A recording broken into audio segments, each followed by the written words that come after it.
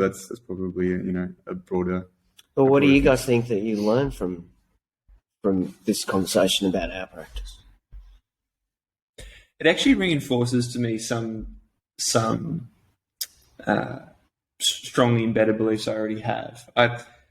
For better and maybe sometimes worse, I'm always someone who's questioning a lot of the decisions I make. I think it's around confirmation bias of us inviting them on. we want to convince other people. It's getting too meta for me. Yeah. No, but that's one thing I always think of, like, was that the best decision to make?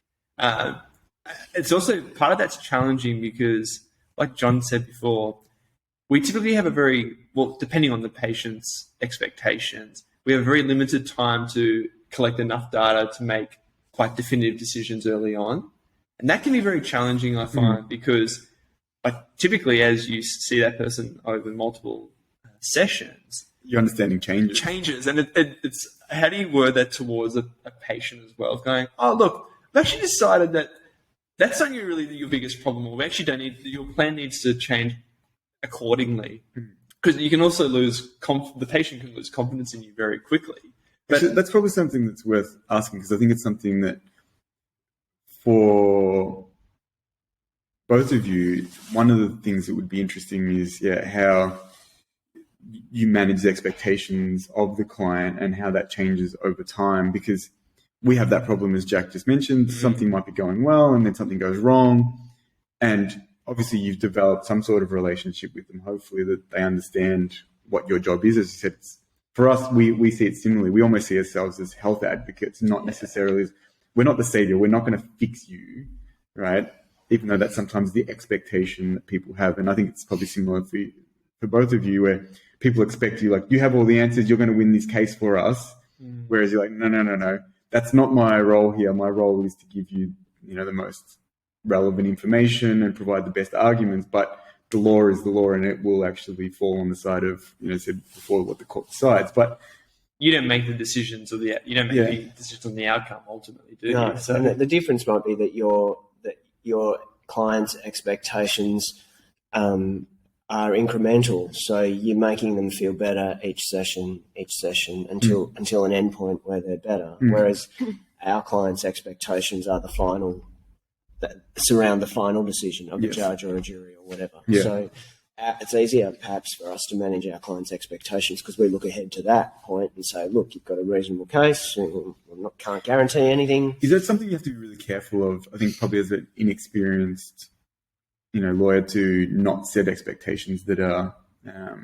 Well, I think that's interesting about what you're both saying, though, because it sounds to me like what's missing is the context for the relationship. That because people come to lawyers, you pretty quickly say, I can't guarantee you any outcome. It's not an exact science. That's a really good point, Helen. And I suspect that maybe... That's the case for us as well. Yeah, and I suspect that's but maybe not what you do. You don't...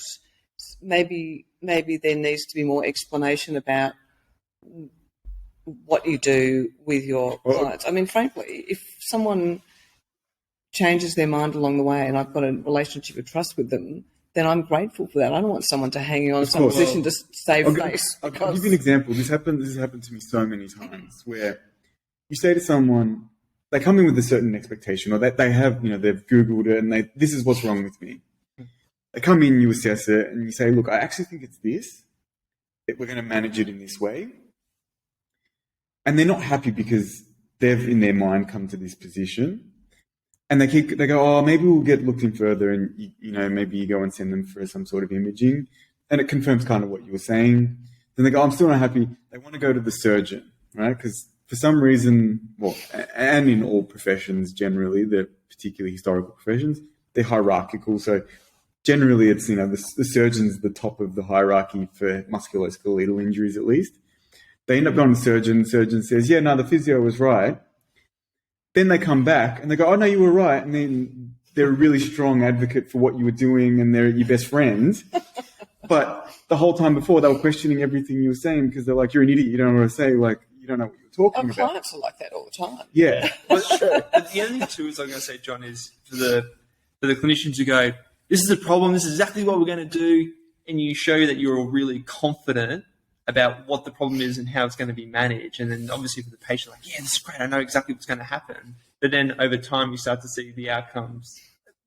They may achieve the outcomes you expect, but they may not, because they've become a bit too blindsided by thinking this is the problem, this is how we're going to deal with it, without actually seeing the change or evolution in how that problem or person deals with interventions and whether they're actually heading in the right direction or not. Because typically I find I become more confident over time as I interact with the person and see, okay, great, you're heading in the right direction, we're seeing improvements that we expect, as opposed to the other way around of like, I'm really confident, but then over time you're starting to go, oh, this isn't really working out how I thought it was, but you've set up this expectation or belief that you know exactly what's going on. But then there's that issue then too of, if you start really changing course, are you going to lose confidence in that person's belief in you?